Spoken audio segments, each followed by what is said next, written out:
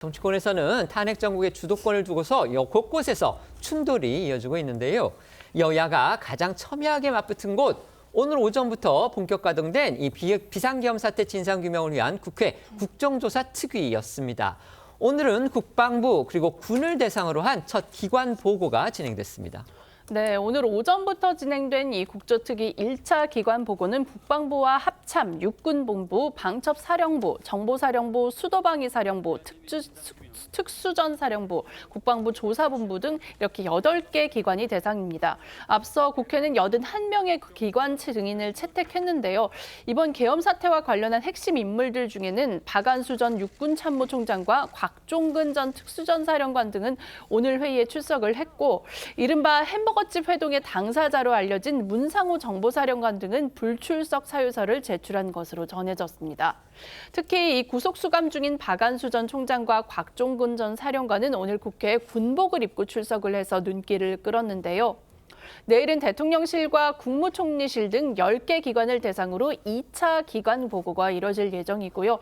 이후 2차례 현장 조사와 3차례 청문회를 각각 실시한 뒤에 국조특위는 다음 달 13일 이 활동 결과 보고서 채택을 끝으로 일정을 마무리하게 됩니다. 이렇게 국조특위가 시동은 걸었지만 사안마다 여야가 대립하고 있어서 국회 차원의 진상규명이 제대로 내실 있게 이루어질지는 좀 더 지켜봐야 한다는 시선도 있습니다. 오늘 군을 대상으로 한 기관 보고에서는요, 특히 내란죄뿐이 아니고 이 야권에서 공세를 펼치고 있는 이른바 외환 유치 의혹, 이것에 대해서도 질의가 있었습니다.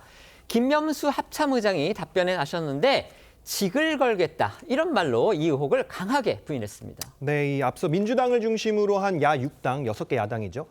야 6당이 윤 대통령이 대북 확성기 가동과 전단 살포 등을 통해 북한과의 무력 충돌을 일으켜서 비상계엄 선포 명분으로 삼으려 했다면서 외환죄의 한 종류인 외환 유치죄까지 포함한 내란 특검법을 발의해 법사위 전체 회의에서 통과시켰습니다. 오늘 국조특위에 출석한 김명수 합참의장은 이렇게 야권에서 계엄 사태와 과거 군의 군사적 활동을 연결시켜서 외환 유치 의혹을 제기하는 걸 강하게 반박을 했는데요.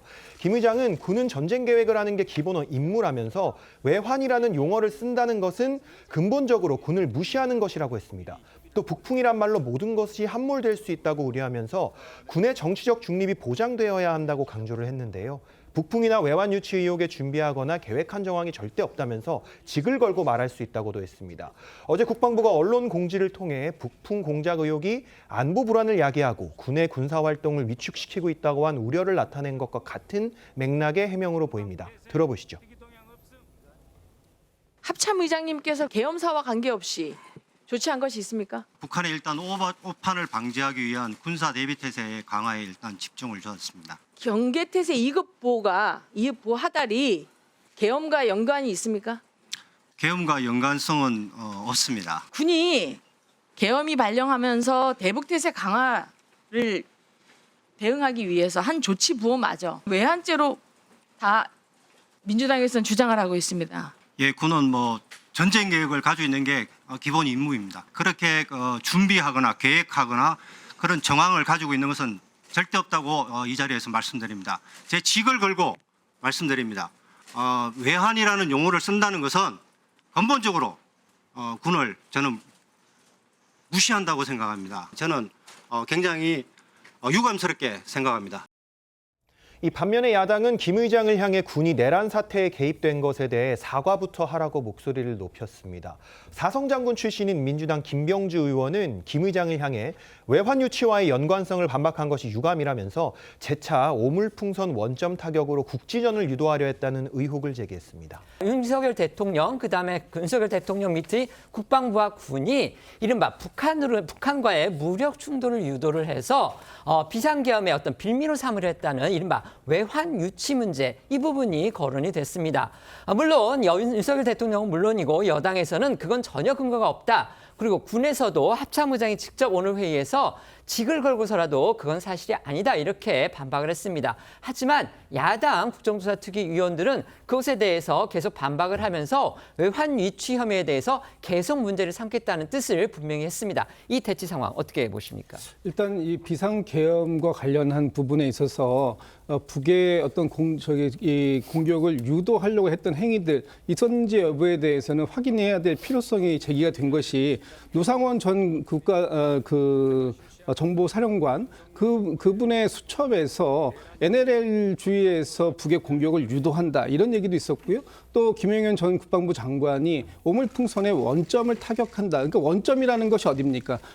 북한 지역 내인데 거기를 타격한다라는 것은 사실상 반격을 유도한다 이런 측면도 있을 수 있는 것이고 또 무인기를 북에 보낸 거 아니냐라는 건데 이 무인기를 또 관장하는 곳이 정보사령부 아니겠습니까? 그렇다면 지금 이 일련의 상황들이 과연 이번 비상계엄과 관련해서 아무런 문제가 없는 것인지 하는 부분에 대한 의혹 제기된 부분에 대해서 확인해야 할 필요가 있는 것이고 결국 헌법 77조가 규정하고 있는 비상계엄의 요건이라는 게 있지 않습니까? 거기에 보면 전시나 사변 이런 부분이 있었을 때 비상계엄이 되는 것이기 때문에 이 지금 북한의 공격을 유도함으로써 그것을 비상계엄의 정당성 부분으로 활용하려고 했던 거 아니냐 이런 부분들에 대한 그 의혹 규명은 반드시 필요하다라는 것이 민주당의 입장인 것입니다. 네.